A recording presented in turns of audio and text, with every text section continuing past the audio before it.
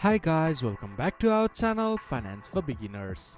Today in this video I'm going to show you how to take profit partially in MetaTrader 4.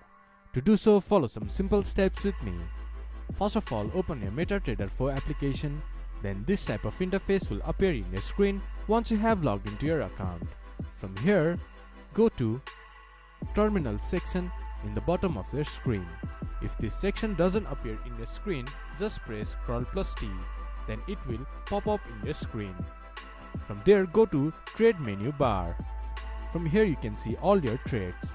Just right click to the trade that you want to partially close, then you can see a close option.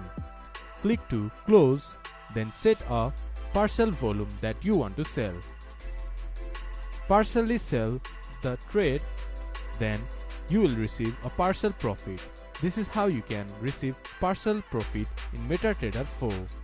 This much for today's video. If you guys find our video helpful, please leave a like and comment. And do not forget to subscribe our channel and hit the bell icon.